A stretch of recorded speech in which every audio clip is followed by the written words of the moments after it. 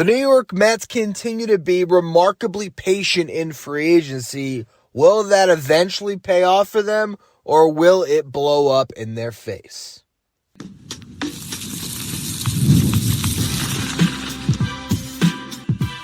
You are Locked On Mets, your daily New York Mets podcast. Part of the Locked On Podcast Network, your team every day. Hello to all you amazing Mets fans. You're listening to Locked On Mets, part of the Locked On Podcast Network, your team every day. Thank you for making Locked On Mets your first listen every day, and thank you for making Locked On the #1 sports podcast network. On the show today, I will talk about Ryan O'Hearn signing with the Pirates, a 2-year deal, just another first baseman that comes off the board. Are the Mets being too patient? We'll talk about that in the first segment. In the second segment, we'll explore if maybe this patience the Mets have shown in free agency will eventually be rewarded.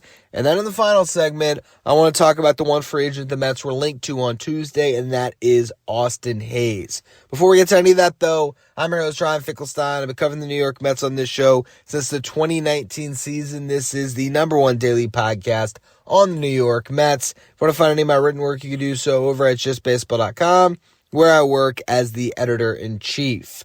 Today's episode is brought to you by FanDuel. If you want to be right in the middle of the action this season, visit FanDuel.com and place your NFL live bets all season long.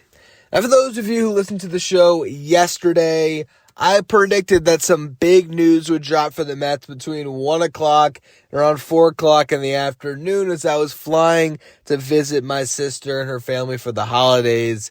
And typically, at least this offseason, when I'm unavailable, big things happen.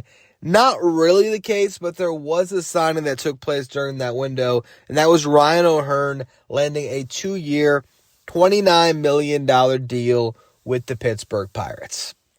So this is now the third first-base option that has come off the board in the past week for the Mets. You had the Wilson Contreras trade that sent a top option from the Cardinals to the Red Sox. You had Munetaka Murakami signed with the White Sox, and now Ryan O'Hearn on that 2-year, $29 million deal. Now, I didn't love Ryan O'Hearn as a fit for the Mets. I think the bat lacks a little bit. He did have a great season last year, but you're talking about a guy that is not going to hit you 30 home runs. He's not going to drive in 100. He's a good player, a really good defensive first baseman. You can stick him in a corner outfield spot if you need to. So there is value here. 2 years, $29 million. I sort of understand why the Mets did not want to invest to that level to sign him.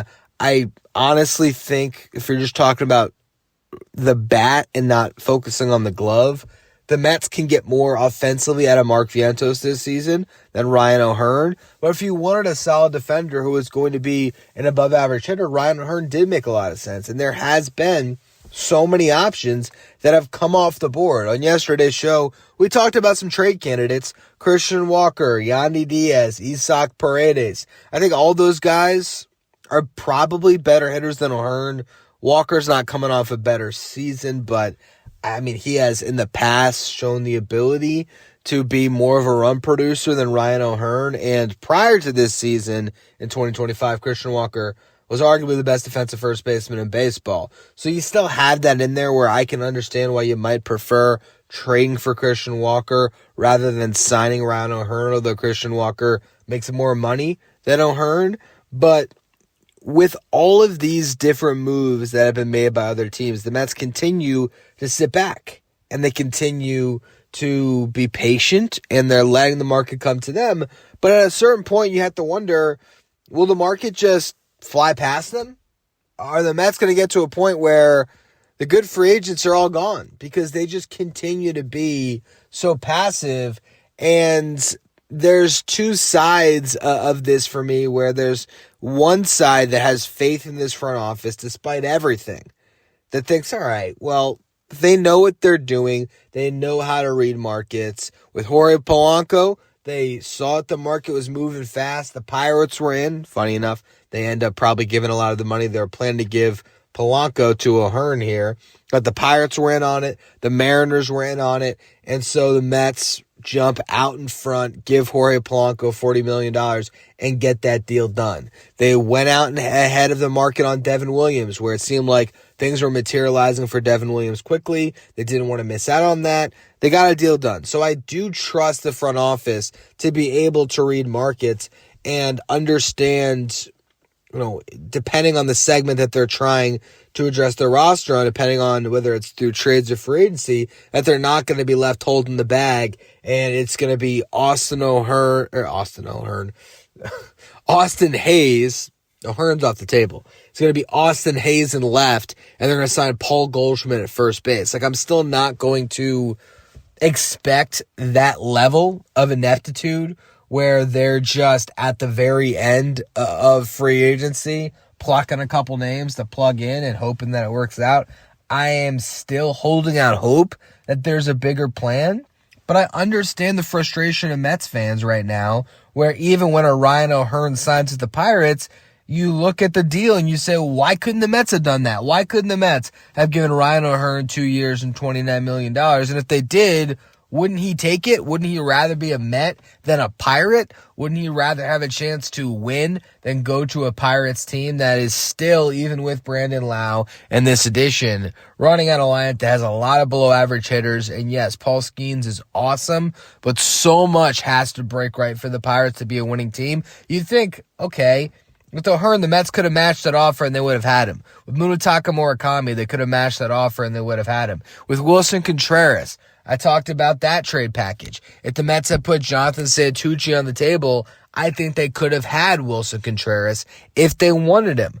But they have not been aggressive pursuing any of these guys, even when you're talking about short-term commitments. So that leads me to believe one of two things. Either they still have a lot of hope that they're going to come out on top of the Cody Bellinger of the Kyle Tucker sweepstakes, or they are just really bullish on the young players that they have. They think that Mark Vientos can be the DH or the first baseman. They think Ronnie Mauricio can make an impact this year. They think maybe Ryan Clifford and Jett Williams will be up by midseason. Obviously, we know that they're expecting a lot from Carson Bench.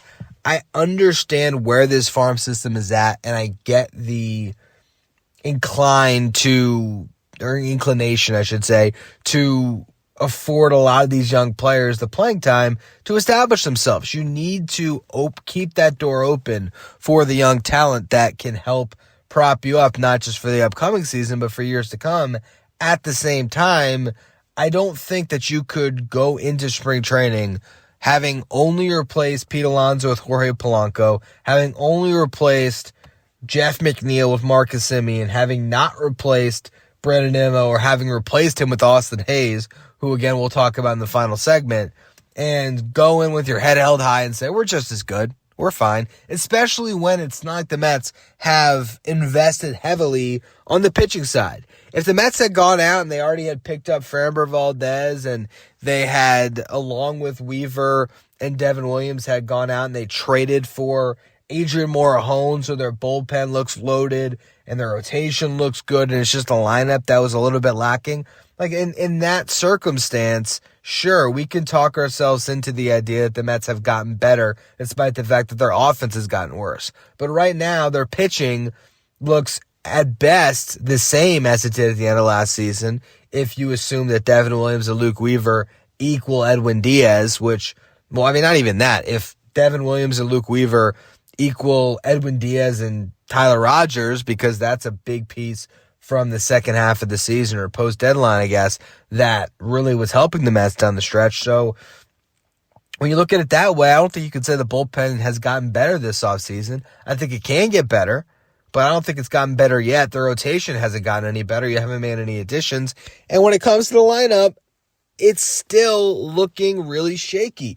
You have no options right now in the outfield outside of Juan Soto, Carson Bench, and Tyrone Taylor. You can stop me on Ji-Hwan Bae and Jared Young. They don't have any guys that on opening day you could see breaking camp other than Taylor Bench, and of course Juan Soto. So you have to address that position in a serious way, left field and or center field. And then when it comes to your infield and everything else, Jorge Polanco, maybe he's the first baseman.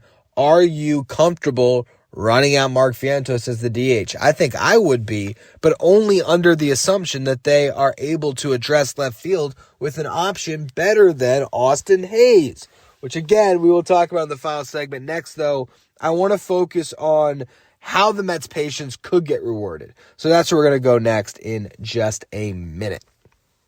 Today's episode is brought to you by FanDuel. NFL Sundays move fast. One big play and suddenly everything feels different. That's what makes live betting with FanDuel so exciting, because you're not just watching the game, you're reacting to it in real time. With FanDuel, you can place live bets as the action unfolds, every drive, every momentum swing, every highlight moment. Live betting is best when the game starts to shift, whether a receiver gets hot, maybe the defense tightens up, or a momentum-changing turnover can take place. FanDuel lets you jump into that moment with live spreads and money lines that adjust instantly, player props updates that as guys start to heat up, and you can even bet next touchdown scores, drive results, totals, and more to keep you locked into every snap, every drive, every possibility. So if you want to be right in the middle of the action this season, visit FanDuel.com and place your NFL live bets all season long. That's FanDuel. The game moves fast, and so can you.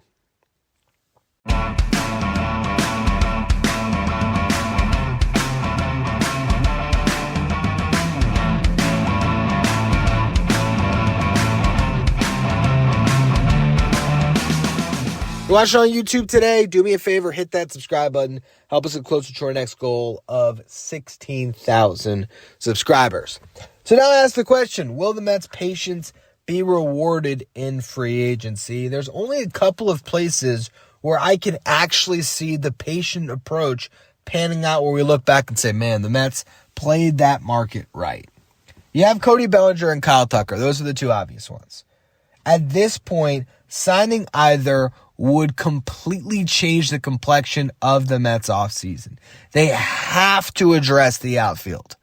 And these are two guys who are above average on both sides of the ball. With Kyle Tucker, you're getting more of a premium bat than a premium defender, but he has posted plenty of above average defensive seasons in the past. And even last year, when it wasn't as good as it's been in previous seasons, he still was a solid defender in the outfield. So Kyle Tucker brings a lot to the table offensively, and he's good enough defensively. With Cody Bellinger, the defensive versatility is great, being able to have him go anywhere in the outfield and then come into the infield, but he's also an elite defensive outfielder in a corner, so whether you play him in right or left field, he's going to be giving you value there defensively, even as he ages. Can he play at the level that he has right now defensively for 6 more seasons? Maybe not. But if you can sign Cody Bellinger to a 4 or a 5 year deal, I think for the first 3 years of that deal, the athleticism will still be there and he'll be fine. So when I look at this market, when I look at where the Mets are at, the way their patience is rewarded, really it's Cody Bellinger. Because I still don't entirely know if Kyle Tucker is the fit for the Mets. And if there is a team that's willing to give him the $300+ million contract, I just don't think that's going to come from the Mets. I think if the Mets got Kyle Tucker, it's because he was open to accepting a shorter-term deal, and they blow him out of the water when it comes to a 2-year deal, where it's 2 years for $100. Like, I can see that happening. I don't know if I can see the Mets saying, you know what, we'll do it. We'll go to $400 million over 10 years. That's fine. I think they're going to be more disciplined than that. And if Cody Bellinger gets a 7-year offer, no chance the Mets are matching. But I think there is a world where they could throw, like right now, $130 million on a 4-year deal and say, all right, would you take this? Because that's $32.5 million per, which I'm pretty sure is the highest AAV that we would have seen this offseason so far if he signed that type of a deal. And if he does, he still has a chance to hit free agency again when he's young. He's going into what? His age 30 season, or maybe it's age 31 season. Let's see how old Cody Bellinger truly is here.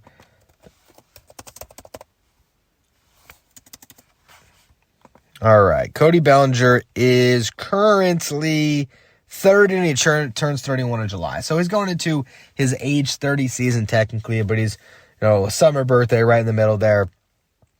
Regardless, I think Bellinger still has 3 or 4 good years, ahead of him defensively. We'll see. Maybe he's great for another 6 years defensively. But he really has become the perfect fit for the Mets. We talked about a little bit on yesterday's show. The ability to play first base and go out in the outfield is huge. But they just need a bat that can protect Juan Soto. And at this point, short of signing Kyle Tucker and maybe Alex Bregman, or if you like Bo Bichette a little more than Bellinger, I guess I can see that. But I don't think there's a very large gap between Bellinger, Bichette, and Bregman. And so if it's not Kyle Tucker, you hope it's one of those 3 guys. And I think Bichette's unlikely because you have Marcus Semien entrenched at second base now for 3 years. You have Francisco Lindor locked into shortstop. You also have Brett Beatty over at third base. I just don't see the positional fit for Bo Bichette. With Alex Bregman, I definitely see a little bit more of a fit because you could move Beatty to first to open up third base for Bregman. You also, if you wanted to, could ask Alex Bregman to grab a first baseman.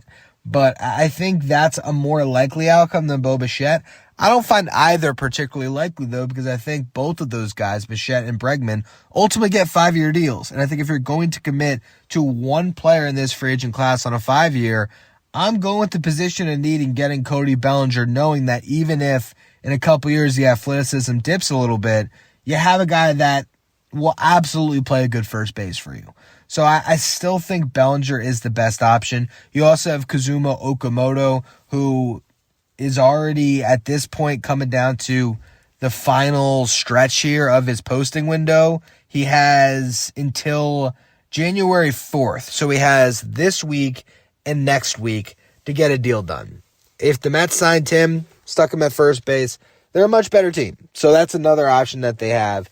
I think the ways that the Mets can be rewarded for their patience in free agency, really it comes down to Bellinger or Tucker. If they sign either of those guys, I think you're probably looking at a deal that's a lot better than what we expected when those guys hit the market. Where I was projecting Kyle Tucker to get $400 million. I believe I had Cody Bellinger on a 6 for $150 deal. Now, 4 for $130 compared to 6 for $150, it's actually a better deal if you trust yourself to be able to get another contract on the back end of it. Some guys would prefer to just get the years now, and maybe Bellinger's one of those guys where instead of making over $30 million per, he'd rather make the $25 million per and get that over a 6-year deal.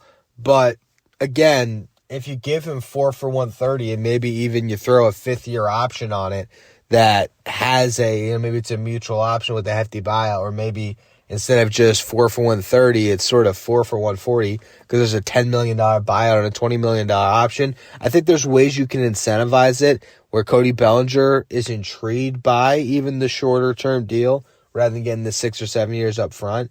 But where the Mets are at, I still don't see them getting either of those guys, Tucker, Bellinger, even Okamoto, for a steal. So at what point do you stop trying to just make the best deal and try instead to just get the best players? And I don't know if the Mets will cross that bridge this offseason because they don't like this free agent class. And I get that. It's a slow-moving market for everyone. It's not just the New York Mets. But they have a lot of holes to fill, and it does get frustrating when you continue to see other teams make moves that would have made sense for the Mets that they don't jump on. I still like the idea of the Mets, putting together a more well-rounded defensive team that can really help with the run prevention. Everything that David Stearns mentioned in the end of the season presser has ultimately come true when you talk about where they're heading as a franchise and what they wanted to accomplish. But you still got to put runs on the board. And so I'm still concerned about where this lineup's at, and I don't think that Austin Hayes is going to fix it. But I will talk about the Austin Hayes rumor here in just a minute.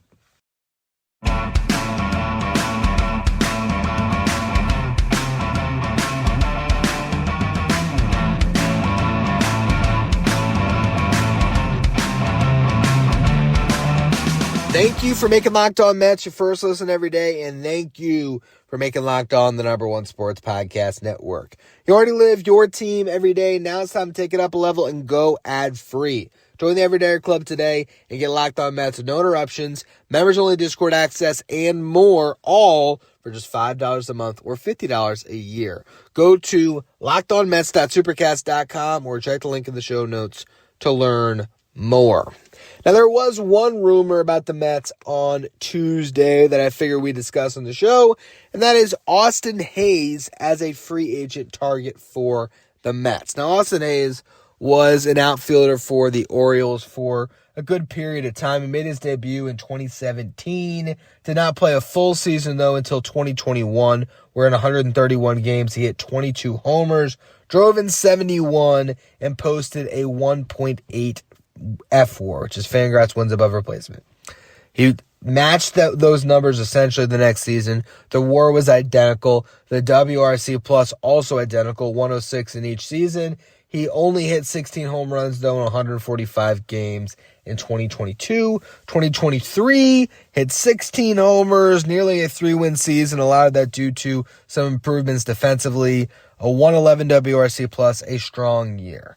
2024, he was limited to 85 games. His WRC plus dipped below 100 for the first time in 3 years, and he was barely an above-average player based on WAR, a 0.2 WAR in 85 games. Last year with the Reds, he played 103 games, a lot of them in the outfield, but also played some DH. Look at the split. About 60-40, 61 games in the left, 40 games at DH. He had 15 bombs, drove in 64, hit 266, 315 on base, 453 slugging percentage. So that OPS for Austin Hays was 768, which is a really solid number for a left fielder. WRC plus was 105. Yes, technically you can stick him in center field, but I think if the Mets sign Austin Hays, you're looking at a left fielder who, if you wanted to DH some, you could. You look at the defensive numbers last season, -2 defensive runs saved, but 1 outs above average in left field. The year prior, it was -8 defensive runs saved, -3 outs above average. But in 2023, it was 6 defensive runs saved, 3 outs above average. Austin Hays is a fine defender. I don't think he is really making that run prevention unit significantly better, but I don't think he hurts you either. He's 30 years old, will turn 31 in July. I'm not mad at an Austin Hays acquisition if the Mets went that way. I don't think that's the worst thing they could do. I don't think it'd even be a bad move. It's more a matter of where they're at and where they're going.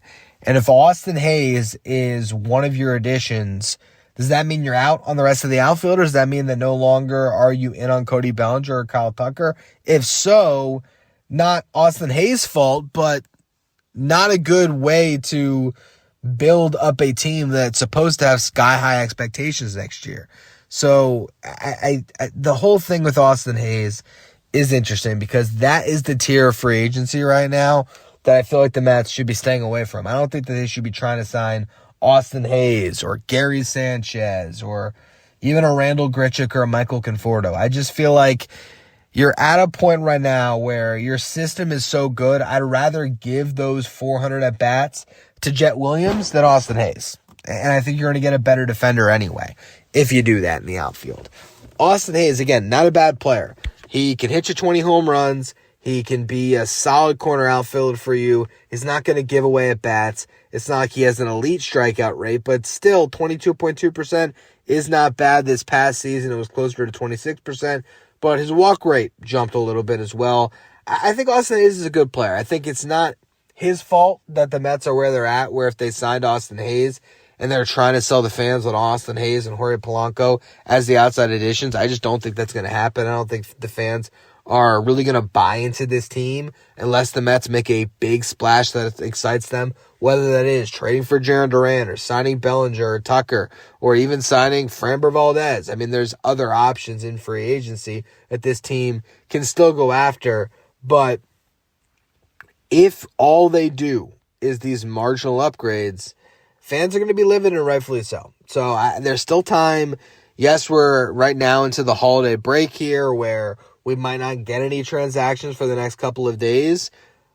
Even with that, there's still so much time left. I know pitchers and catchers, before you know, we're going to say, pitchers and catchers are reporting in 4 weeks. And once we get through New Year's, it'll technically be next month that pitchers and catchers will report. But even with that, there's still at least 6, if not 7, if not 8, if not 9 weeks of roster planning and building that the Mets can go through here, where things can look a lot different at the end of this offseason. It's just right now, when there are good free agents like Ryan O'Hearn that fall off the board, and the Mets just continue to stay largely quiet unless they're dumping Jeff McNeil and his salary, it just gets to a point where we can't just assume that this front office has a clear-cut plan and they're following through on it. It has felt at times like things have been disjointed. And this front office has dropped the ball a few times this offseason, particularly with how they managed Edwin Diaz and Pete Alonso. Not that we need to rehash all that, but I don't know. It's interesting to hear these little rumors about where the Mets could be focusing on. Obviously, they don't guarantee anything, and I think a lot of times we'll see the Mets go completely against the grain with the moves that they're going to make and really surprise people. But I will also acknowledge that you can do worse than Austin Hayes. Like, to me, Lars Nootbaar would be worse than Austin Hayes. Now, Michael Conforto at this stage in his career would be worse than Austin Hayes. Austin Hayes is a good player, and he has largely been a slightly above average player offensively for the last 5 years. I mean, there's one season where his WRC plus was below 100. The other 4, he was over it. So he's a good player. I understand why the Mets hold some interest. I just need Austin Hayes to be the move the Mets make after they signed Cody Bellinger, or after they traded for Jarren Duran, or even after they signed Kazuma Okamoto. I can talk myself into Austin Hayes, but it's hard to. And so I need a little bit of help from the Mets to understand exactly why they did what they did. And we'll see if, those objectives become more clear as they build out the rest of this roster. That's all we can hope for as Mets fans. Anyway, that's going to be all for this edition of Locked On Mets. Appreciate all of you for tuning in. Make sure you follow, rate, and review wherever you get your podcasts. Subscribe on YouTube as well. Thank you for making Locked On Mets your first listen every day, and thank you for making Locked On the #1 sports podcast network.